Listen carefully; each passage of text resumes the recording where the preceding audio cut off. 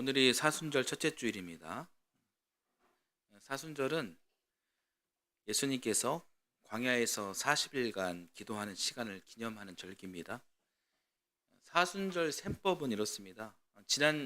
지난주 수요일부터 이제 사순절이 시작됐죠.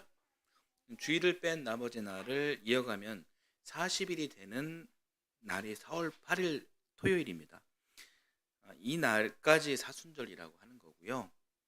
그리고 사순절 마지막 주일을 종료주일 이렇게 이야기하고 그 주간을 이제 고난주간 이렇게 이야기합니다. 예수님께서 제자 유다에게 배신을 당하고 십자가 처형을 받는 고난의 최절정 주간이 이제 고난주간인 것입니다. 그리고 돌아오는 주일이 그리고 그러니까 주일이자 사순절 마지막 날 다음 날이 바로 이제 우리 신앙의 가장 중요한 부활 주일이 되는 것입니다. 여러분 순서가 이렇게 되는 거예요. 사순절 그리고 종료주일 그리고 고난주간 부활주일 이렇게 되는 것입니다. 이렇게 세트로 여러분 기억하시면 더 좋을 것 같습니다. 사순절, 종료주일, 고난주간, 부활절. 여러분 이 흐름을 여러분 기억하고 생각하면서 오늘 내 사순절을 여러분 경건하게 보내셨으면 합니다. 그리고 제가 여러분 나눠드린 그 김영봉 목사님이 쓰신 가상칠언 묵상집을 여러분 잘 활용하시면 여러분 신앙생활에 반드시 도움이 될 것입니다. 사순절은 여러분 40일의 고난을 상징합니다. 성경에는 이 40일 이야기가 굉장히 많이 나오지만 사실 이 40이라는 숫자가 중요한 게 아닙니다. 중요한 것은 이 40이라는 숫자가 아니라 이 40이 갖는 그런 의미가 중요한 거예요. 이런 이야기를 한번 드려볼게요. 우리가 신앙생활을 하면서 지키도록 노력해야 할 삶의 지침이 있습니다. 그것이 무엇이냐면 10계명입니다. 1계명부터 5계명까지는 하나님과 사람의 관계 이야기, 하나님 사랑 이야기이고요. 6계명부터 10계명까지 이야기는 사람과 사람 간의 관계 이야기, 이웃사랑의 이야기인 것이죠. 이 10가지가 신앙생활의 핵심인 거예요. 이 10가지를 대하는 태도가 어때야 할까요? 이 10가지를 문자로 이해하고 달달달 암기하고 이 10가지를 근가옥조로 여기며 머릿속에 혹은 마음속에 품고만 있는 태도가 10계명, 이 신앙생활의 핵심을 대하는 올바른 태도일까요? 아니죠. 근데 그것은 유대교 사람들이 잘하는 것입니다. 율법주의예요. 기독교가 말하는 10계명 이야기의 핵심 그것이 아닙니다. 예수님께서 왜 이 사순절에 고난을 당하십니까? 이 율법주의와 맞서 싸우셨기 때문에 고난을 당하신 겁니다. 그래서 예수님 편에 서 있는 우리에게 중요한 것은 이 10가지를 외우고 사는 것이 아니라 이 10가지를 나의 삶으로 살아내고 있느냐 이것입니다. 정말 사랑하며 살고 있느냐, 사랑하며 살기 위해 늘 가슴을 치며 회개하며 노력하고 있느냐, 사랑을 위한 삶의 진정성이 있느냐, 이 질문에 대답을 하며 사는 사람이 기독교인이라는 거예요. 그런 사람들이 바로 예수님 편에 선 사람들이라는 것입니다. 우리의 삶이 어디를 향하고 있습니까? 우리의 삶이 현실적으로 실제적으로 사방을 향해 있죠. 동서남북으로 향해 있습니다. 우리는 4가지 방향을 향하여 열심히 살아가고 있습니다. 10계명과 열심히 사는 우리의 4가지 방향 동서남북과 만났습니다. 10과 4가 만난 거예요. 서로 곱하기를 했어요. 만나서. 그래서 나온 답이 몇입니까? 40이죠. 제가 이 이야기를 했을 때 그리고 여러분들은 이 이야기를 들었을 때 무엇이 중요하게 여겨지십니까? 곱하기 해서 나온 답 40이라는 숫자가 중요하게 여겨지십니까? 아니면 이 10가지 계명을 내가 사는 모든 곳에서 사방에서 살아내는 삶이 중요하게 여겨지십니까? 전자입니까? 후자입니까?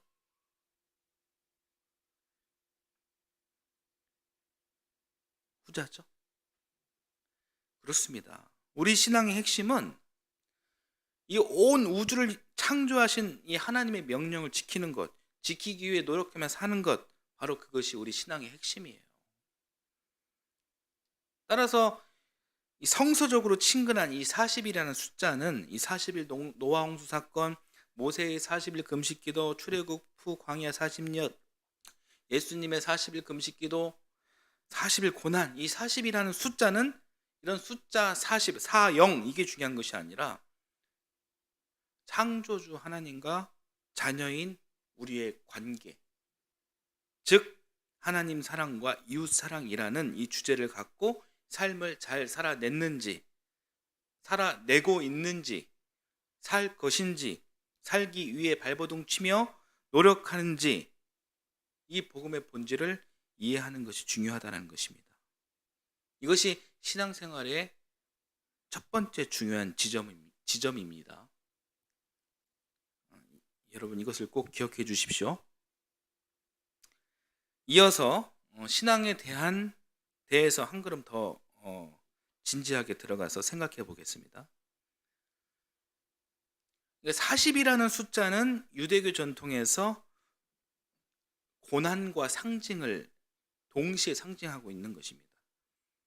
사순절이 시작되는 날을 제2수요일 들어보셨죠? 혹은 성회 수요일 이렇게 이야기합니다. 그러니까 제의라는 말은 카톨릭에서 태동한 말이에요. 사람은 흙에서 났으니 흙으로 돌아갈 것이다 라는 것을 이야기하는 것입니다. 이것의 의미가, 이것을 기억하자라는 의미가 제의예요. 그래서 성도의 이제 이마에 제를 바르는 의식이에요. 그런데 이마에 제를 바르는 이 의식은 혹시 해보셨나요? 거의 안 하죠. 거의 안 합니다. 그래도 이제 하지는 않지만 그래도 이 의식을 기억이라도 하자 해서 이 제의 수요일이라는 이 말을 계속해서 사용하는 것입니다. 그러면 이 성회 수요일은 어떤 의미냐면, 제의라는 말이 좀 어색하잖아요. 안 하는 일이기 때문에 굳이 이 어색한 말을 써야 하느냐 이렇게 생각하는 사람이 있었겠죠. 이런 사람들로 인해서 성회 수요일이라는 말을 쓰게 된 것입니다. 결론은 이 제의 수요일 그리고 성회 수요일 다 같은 말입니다. 모두 이 사순절의 시작을 의미하는 그런 뜻이에요. 따라서 이 사순절은 인간은 결국 모두 흙으로 돌아간다 라는 이 고난이 담긴 고백과, 그리고 맨 처음 창조하신 그 세계로 돌아간다라는 그런 의미가 있기 때문에 겨울이 오면, 추운 겨울이 오면 다시 따뜻한 봄이 온다라는 그런 희망이 중첩된 그런 이야기가 이 사순절의 의미라는 것입니다. 저를 한번 따라서 해보실까요? 사순절은 고난과 희망이 중첩된 시간이다. 네, 그렇습니다. 이 고난과 희망이 중첩됐다. 이 사실 이 말에 이 사순절의 진짜 의미가 담겨져 있는 거예요. 이 말을 쉽게 표현하자면 죽었는데 사실 결과적으로 죽은 것이 아니다라는 역설입니다. 즉 슬픔과 기쁨, 절망과 희망, 고난과 구원, 이것이 다 같이 있다는 거예요. 이 시간이 바로 사순절이라는 것입니다. 여러분은 사순절 하면 어떤 느낌이 먼저 오나요? 사순절 그러면 고난, 그렇죠? 예수님의 고난, 이것이 떠오르죠. 그래서 이 사순절은 왠지 우울하고 슬픈 느낌이 먼저 듭니다. 대부분 그러실 거예요. 그런데 사순절을 너무 고난스러운 그런 시간으로만 생각할 필요는 없다라는 거예요. 우리는 잘 알고 있어요. 뭘 잘 알고 있습니까? 예수 그리스도를 믿는 자는 죽음이 끝이 아니라는 사실을, 부활이 있다는 사실을 우리는 알고 있습니다. 그렇다고 해서 결론은 부활이다, 기쁨이다, 희망이다라고 해서 이 경건의 시간을, 고난의 시간을 우리는 망각해서는 또 안 되겠죠. 그래서 사순절을 보내는 우리에게 지혜가 필요합니다. 어떤 지혜냐면, 사순절은 고난만 있는 것도 아니고, 그렇다고 부활이 있다고 기쁨이 가득한 시간만 있는 것은 더더욱 아니고, 사순절은 고난과 희망이 함께 있다. 고난과 희망이 중첩되어 있다. 이 사실을, 이 진실을 생각할 수 있는 지혜가 우리에게 필요하다는 거예요. 예수님께서 40일을 광야에서 지내셨죠? 거기에서 사탄에게 시험을 당하셨습니다. 그 시험 다 극복하셨습니다. 그러나 그 시험을 물리치신 대가는 아주 가혹했습니다. 십자가 고난이었습니다. 가혹한 대가. 왜 이 대가가 있었을까요? 예수님께서 사탄의 말에 순종하지 못해서 그 가혹한 대가를 치르신 것일까요? 예수님께서 믿음이 부족하셔서 그 가혹한 대가가 있었던 것일까요? 마태복음 4장 1절 말씀을 함께 보겠습니다. 같이 읽겠습니다. 그 즈음에 예수께서 성령에 이끌려 광야로 가셔서 악마에게 시험을 받으셨다.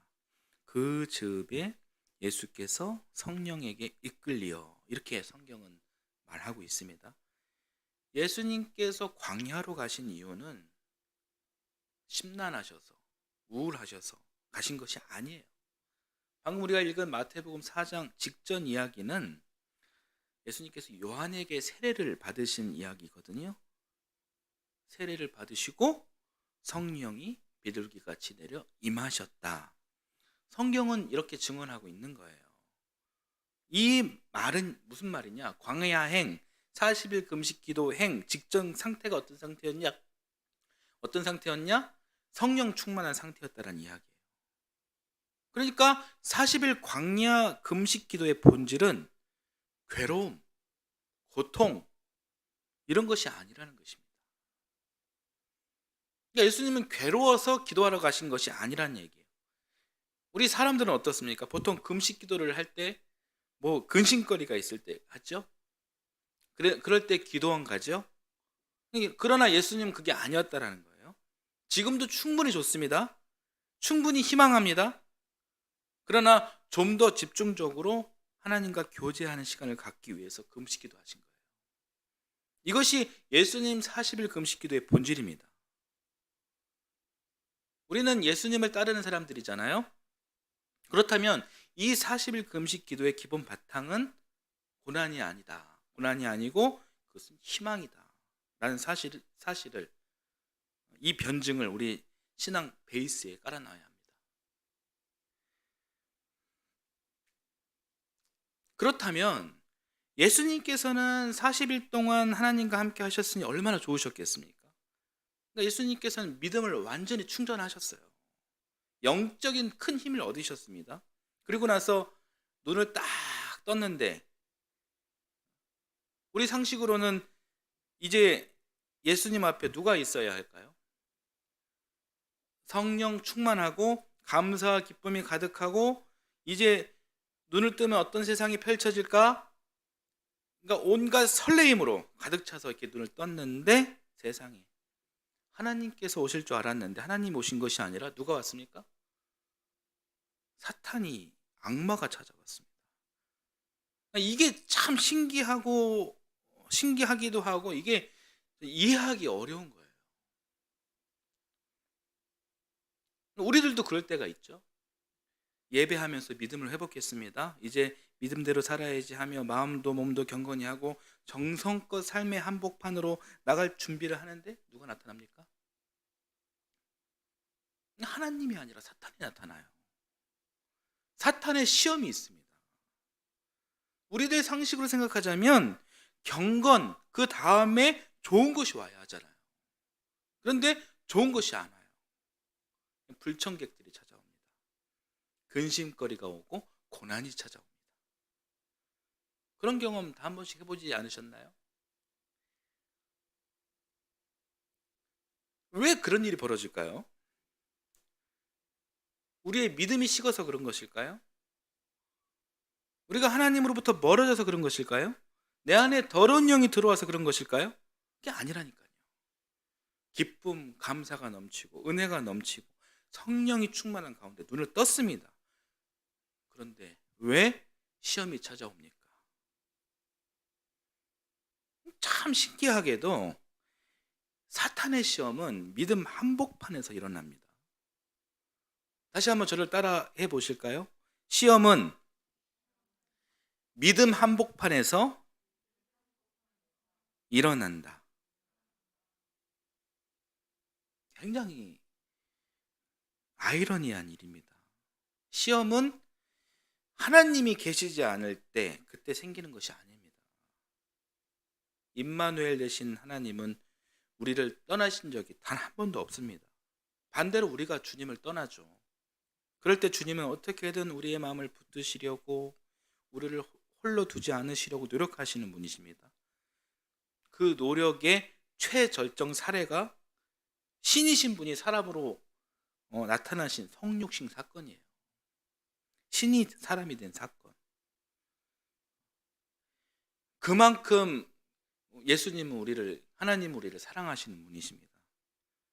하나님은 태초부터 지금까지 단 한 번도 우리를 떠나신 적이 없으십니다. 오히려 우리가 떠나려 하고 우리가 신성 모독을 하고 배반해도 그럼에도 우리를 사랑하시되 끝까지 사랑하셨습니다. 우리를 떠나신 적이 단 한 번도 없으십니다.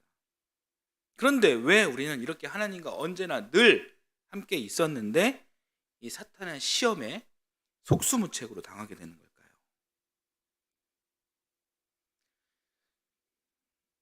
참 이해하기 힘든 논리지만 사탄은 사람이 잘 믿고 잘 될 때 찾아가서 유혹합니다. 왜 그런 것일까요? 왜 믿음 좋은 나에게 이런 말도 안 되는 그런 일들이 생기는 것일까요? 그것은 여러분에게 결코 믿음이 없어서가 아니에요. 우리가 지난주에 나눴던 아브라함과 사라 이야기 한번 기억해 보십시오. 아브라함과 사라에게 단 하나의 소원이 있다면 자식을 갖는 것이었습니다. 그리고 하나님은 아브라함과 사라에게 복의 근원이 되시겠다는 약속을 하셨어요. 그런데 이 약속의 성취가 되긴 했는데 얼마나 걸렸다고 했습니까? 무려 25년이 걸렸어요. 25년 동안 온갖 산전수전, 온갖 시험을 겪게 하시고 그 선물을 주셨다는 거예요. 아브라함 사라가 믿음이 없었던 것이 아닙니다. 물론 삶이 너무 버거워서 힘들어서 믿음이 왔다 갔다 하는 그런 순간들이 있었지만 아브라함 사라는 하나님께서 원하는 자리를 떠나지 않았던 사람들이에요. 그런 이들에게도 약속의 성취까지 25년이라는 시간이 걸렸다는 거 아닙니까? 왜 그랬습니까? 그 이유는 아브라함을 믿음의 조상으로 세우기 위해, 사라를 열방의 어머니로 세우기 위해 연단과 성숙의 과정을 거쳤던 것입니다. 그게 25년의 세월이었어요. 그 시간이 하나님께서 정한 때였다는 것입니다. 그리고 그 테스트를 잘 거친 아브라함과 사라는 믿음의 조상이 됐고 열방의 어머니가 됐습니다. 그래서 믿음 한복판에서 충분히 그런 시험이 있을 수 있다라는 거예요. 왜 나한테 그런 시험, 유혹, 고통이 올까? 이 질문에, 이 문제 제기에 대해 우리가 좀 더 성숙된 마음으로 본다면 이렇게 한번 생각할 수 있습니다. 하나님은 왜 시험을 통해서 새로운 길을 모색하게 하실까? 하나님은 왜 시험을 통해서 새로운 길을 모색하게 하실까? 좀 더 우리가 성숙해진다면 이런 고백으로 바뀌게 됩니다. 여러분 시험은 테스트가 있고 템테이션이 있습니다. 한번 보여주세요. 테스트는 자기를 발전시키고 연단하기 위해서 있는 것입니다. 화면 잠깐 보여주시겠어요? 시험. 테스트는 자기를 발전시키고 연단하기 위해서 있는 것입니다. 더 단단해진 자아를 위해 필요한 요소죠. 그러나 템프테이션은 자아를 함정에 빠뜨리기 위해서 있는 거예요. 이것은 유혹이죠. 사탄의 유혹이에요. 하나님께서는 우리에게 무엇을 주시는 분이실까요? 테스트일까요? 템테이션일까요? 왜 갑자기 우리가 아플까요? 왜 갑자기 우리에게 고난이 찾아올까요? 이 질문은 욥이라는 사람이 하나님께 수십 번도 넘게 던진 질문이에요. 구약 성경 욥기서를 보면요, 하나님께서 욥을 축복하셔서 욥은 재물도 많았고요, 자식 농사도 잘 짓게 하시고 또 건강도 주셨습니다. 그런데 믿기 힘들 정도로 한순간에 모든 것을 다 가져가셨습니다. 왜 갑자기 나에게 이런 고난을 주신 것입니까? 욥이 이렇게 질문합니다. 그러나 하나님은 도무지 답을 주시지 않습니다. 욥도, 욥의 친구들도 그래서 참 답답합니다. 그런데 야고보서를 보면 여기에 대한 분명한 답이 나옵니다. 야고보서 1장 13절에서 15절 말씀 함께 보겠습니다. 같이 한번 읽어보겠습니다.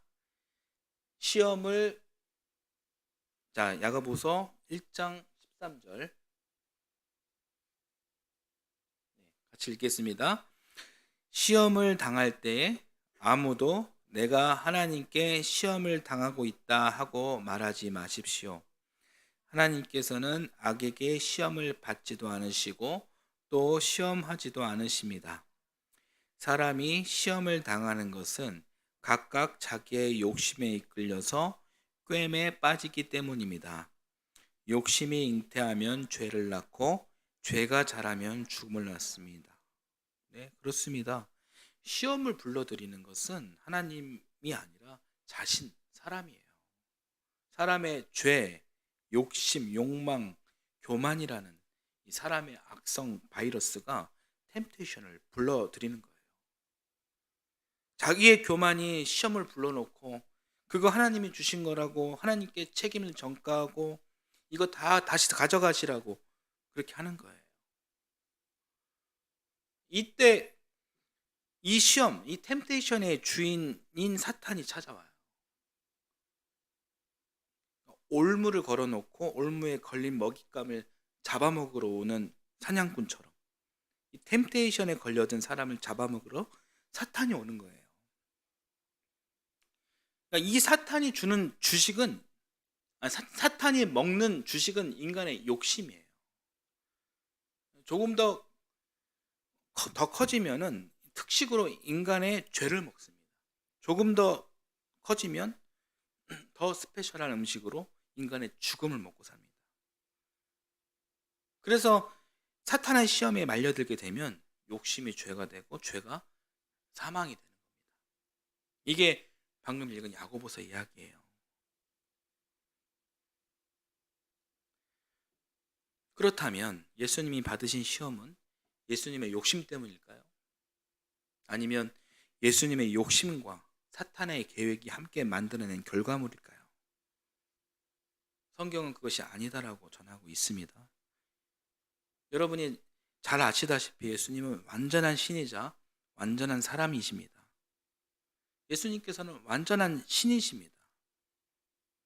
창조주 하나님과 그의 독생자 아들 예수 그리스도는 같은 분이세요.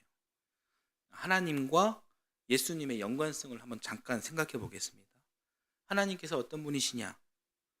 태초에 하나님이 천지를 창조하셨다. 하나님은 우주를 창조한 분이십니다. 이 절대자께서 사람을 창조하시고 피조물 사람을 정말 사랑하셨습니다. 성경에서는 사람을 지으시고 토부 참 좋아하셨다 이렇게 증언합니다. 그러나 피조물 사람은 욕심과 이기심으로 가득 찬 존재였습니다. 기본적으로 악한 그 습성 때문에 피조물 사람은 하나님의 아가페를 떠나 죄의 굴레에서 벗어나지 못합니다. 자기들끼리 질서를 세우고 자기들끼리 선악을 다시 규정하고 또 정죄하고 또 심판합니다. 이를 보신 하나님께서는 마음 아파하시면서 맨 처음 창조된 피조물 사람이 맨 처음 창조된 토부의 세상으로 다시 돌아올 것을 간절히 바라십니다. 그런 깨달음이 있길 바라시면서 홍수를 일으키시기도 하고 또 예언자들을 선지자들을 통해서 이 패역한 세상에 속지 말고 회개하고 돌아올 것을 숱하게 요청하십니다. 그럼에도 사람들은 끝까지 창조주를 견제하죠. 자기 욕심을 채우기 위해 신본주의가 아닌 인본주의를 선택합니다. 그러면 진짜 죽는 거거든요. 그러면 진짜 이 피조물은, 유한한 이 존재는 살아갈 길이 없는 거거든요. 죽어야 합니다. 구원을 얻지 못합니다. 스스로 무덤을 판 사람들은 판 것은 사람들 자신이었어요. 이 내용이 구약 성경의 이야기이고요. 그러나 하나님은 이 불쌍한 피조물들을 다시 사랑하기로 작정하십니다. 사랑하시되 끝까지 사랑하시기로 작정하십니다. 그 사건이 신이 육신을 입은 사건이에요. 성육신 사건. 하나님이 인간의 형상으로 이 땅에 오신 것입니다. 그분이 예수 그리스도이시죠. 이 내용은 신약 성경 이야기예요. 신구약 성경 이야기의 핵심은 하나님이 예수님이신 거고 예수님이 하나님이심을 증언한 거예요. 그리고 이분께서 무엇을 했느냐? 피조물을 사랑하셨다. 사랑하시되 끝까지 사랑하셨다. 이 이야기예요. 예수님이 곧 창조주신데 이분께서 죄가 있고 욕심이 있다라는 논리가 성립될 수 있겠습니까? 없죠. 그러니 예수님이 받은 시험의 이유는 예수님의 죄 때문이다라는 성립될 수 없는 것입니다. 사탄의 계략에 예수님이 넘어가셨다는 이야기도 말도 안 되는 이야기입니다. 그렇다면 예수님께서 왜 시험을 당하셨냐? 결국 자기 무덤을 판 죽을 수밖에 없는 당신의 피조물들을 구원하기 위해서입니다. 누군가 시험과 고난과 죽음을 당해야 한다면 신인 내가 당할 테니 너희 인간들은 살아라. 그래서 시험을 받으신 거예요. 시험을 받으신 이유는 그 단 한 가지입니다. 놀라운 사랑이에요. 인류가 믿는 신들이 무수히 많아요. 이 신들의 공통점이 뭐냐면 그 신들이 모두 사람들 위에 군림하고 있다는 거예요. 그러나 그 신들 중에 하위에 있는 연약한 사람들을 위해서, 존재들을 위해 고난받으시고 땅에 사는 사람을 위해서 애통해 하시고 긍휼히 여기시는 신은 우리가 믿는 예수 그리스도밖에 없습니다. 요한복음 1장 29절을 보면 세례 요한이 예수님을 보며 이렇게 말하고 있습니다. 같이 한번 읽어보겠습니다. 다음 날 요한은 예수께서 자기에게 오시는 것을 보고 말하였다. 보시오, 세상 죄를 지고 가는 하나님의 어린 양입니다. 아멘. 흠없고 순결한 어린 양과 같은 예수님은 바로 우리들 사람 때문에 고난당하십니다. 사랑하시되 끝까지 사랑하시기 위해 고난당하십니다. 예수님은 고난, 시험, 죽음 다 필요 없습니다. 그러나 우리가 지은 죄, 더 이상 우리 스스로 해결하지 못하기 때문에 우리의 고통을 대신해서 지시고 우리의 고통을 기쁨으로 바꿔주시려고 이렇게 직접 시험을 당하신 것이죠.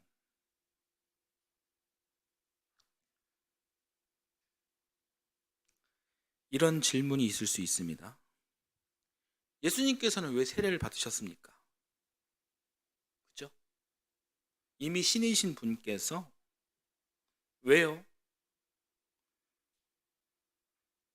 인류가 믿는 신 중 사람에게 세례를 받으신 신은 그리스도 예수 외에는 결코 없습니다. 예수님께 세례를 베푼 요한은 처음에는 극구 거절했죠. 제가 어찌 하나님께 세례를 줍니까? 그럴 수 없습니다. 있을 수 없는 일이죠. 그러나 예수님은 그럼에도 세례를 베풀라 이렇게 요한에게 명령하십니다. 예수님 말씀을 함께 또 봐볼까요? 같이 한번 읽어보겠습니다. 내가 하나님과 한 몸이 되었듯이 나를 믿는 자는 세례를 통해서 하나님과 한 몸이 되어야 한다.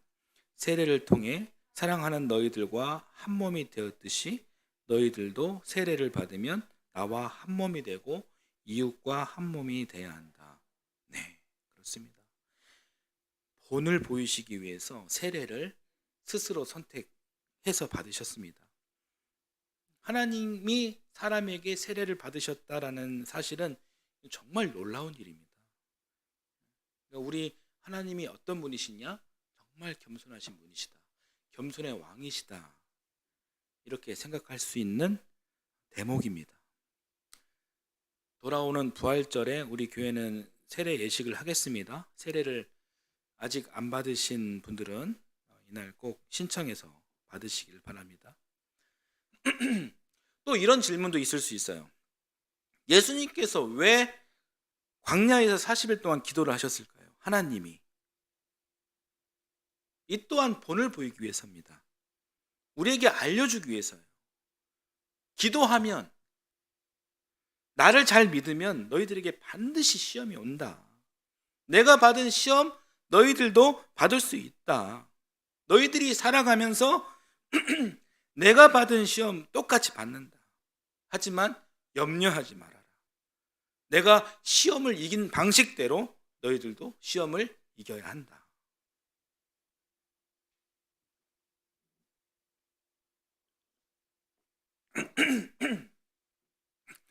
여러분 기도 생활 잘하고 계십니까? 개인 경건의 생활 여러분 잘하고 계십니까? 잘해야 됩니다. 왜 잘해야 하냐면, 왜 기도의 시간, 경건의 시간 이것이 필요하냐면 시험은 반드시 온다. 그러나 염려하지 말아라. 기도함으로 시험을 이긴 나의 방식대로 너희들도 기도하면 반드시 시험을 이겨낼 수 있다는 예수님의 가르침이 있기 때문이에요. 제가 여기까지 딱 설교 원고를 딱 썼는데 이때 카톡이 하나 왔습니다. 사진 한 장 보여주시겠어요?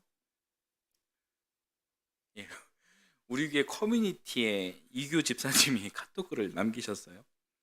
지난 금요일 오후였는데 우리 이다은 전도사님이 사순절 묵상 인증샷을 딱 올리면서 일상을 시작하기 전 사순절 묵상 시간을 가집니다. 이렇게 글을 남겼어요.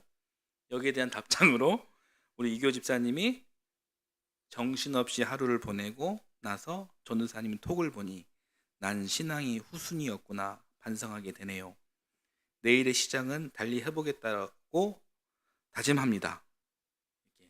비장 아모티콘과 함께 이렇게 글을 남기셨습니다.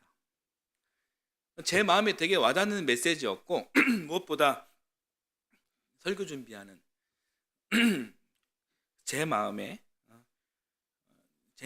기가 막힌 타이밍에 이게 온 메시지라 이게 더 은혜가 있었습니다. 이렇게 반성하고 또 다짐하고 실천하는 우리 신앙의 태도가 굉장히 중요한 거예요. 이런 태도로 우리 신앙생활을 우리가 해야 이 사단의 템테이션을 우리가 이겨낼 수 있는 것입니다. 저를 보여주셔도 됩니다. 우리 이집사님 민망하십니다. 네. 우리가 지면 우리 신앙은 매너리즘에 빠지게 되는 거예요. 그리고 우리 이집사님 말씀하신 것처럼 신앙은 점점 더 이게 후순위로 밀려나면서 하나님과의 관계가 이렇게 멀어지게 되는 것입니다. 사랑하는 여러분, 여러분의 목사가 부탁드립니다. 개인 기도의 시간, 개인 경건의 시간을 꼭 가지시길 바랍니다. 이 사순절에 더 깊이 깨닫고 이 기도 경건의 의미를 더 이렇게 소중하게 생각하는 그런 귀한 사순절이 되길 바랍니다. 자, 오늘 말씀을 정리하겠습니다. 사순절을 통해 우리는 예수님의 고난에 동참하며 예수님과 한 몸이 되어야 하겠습니다. 그렇게 되는 순간 슬픔과 기쁨, 고난과 구원, 그리고 또 하나가 있습니다. 망각과 기억이라는 이 중첩되는 시간들을 발견하게 됩니다. 이 시간들이 우리 삶 속에서 끊임없이 반복되는 필연적인 과정이에요. 그러나 중요한 것은 오늘 숨쉬는 이 시간 속에, 이 반복되는 중첩되는 그 시간 속에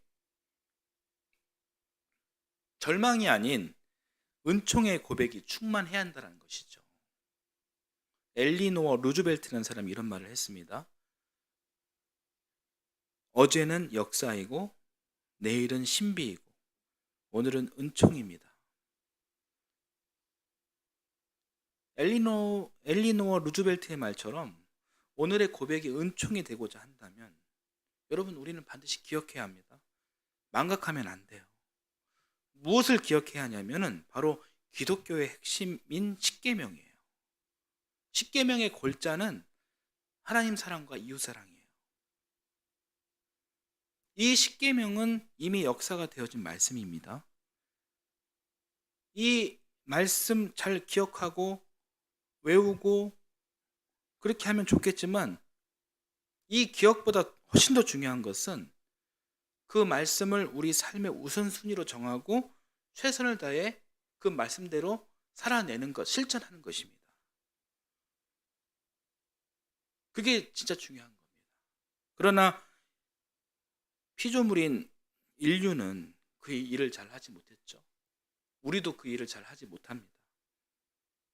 그래서 구약에서는 하나님의 탄식이 있었고 신약에서는 성육신 사건이 있었던 것입니다. 사랑하는 여러분, 이 사순절에 아가페 하나님의 탄식과 성육신을 여러분 기억하십시오. 이 기억 없이 오늘의 은총이나 내일의 신비를 바란다는 것은 돌로 떡을 만드는 사탄의 샤머니즘 유혹과 같은 것입니다. 이런 사탄의 시험에 예수님께서는 주 너의 하나님을 시험하지 말라 이렇게 말씀하시면서 단호히 꾸짖으셨습니다. 하나님을 기적 속에서만 찾는 이들은 아마 이 말씀에 상심이 클 수 있습니다. 우리는 성경을 통해서 하나님의 기적을 많이 만납니다. 그리고 이 기적을 먼저 보았습니다.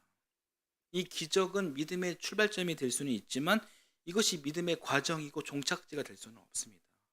이 기적에서 하나님을 찾거나 이 기적 때문에 하나님을 믿는 사람들은요, 이 기적이 사라지면 믿음도 사라지게 되고 하나님도 쉽게 버리게 됩니다. 하나님을 버리는 것이 바로 그것이 망각이에요. 이 망각은 위험합니다. 이 망각은 이스라엘을 우상 숭배로 이끌었고요, 이스라엘이 40년 동안 광야의 길을 걷게 했습니다. 망각은 위험한 것입니다. 이 망각한 백성은 심판을 받았습니다. 여러분, 이 사순절에 우리는 십자가를 기억해야 합니다. 이 십자가의 참뜻을 기억해야 합니다. 그 참뜻은 오늘 말씀의 본문이에요. 오늘 본문을 다시 읽으면서 오늘 말씀을 마무리하도록 하겠습니다. 그가 대답하였다. 내 마음을 다하고 내 목숨을 다하고 내 힘을 다하고 내 뜻을 다하여 주 너의 하나님을 사랑하여라 하였고 또 내 이웃을 내 몸과 같이 사랑하여라 하였습니다.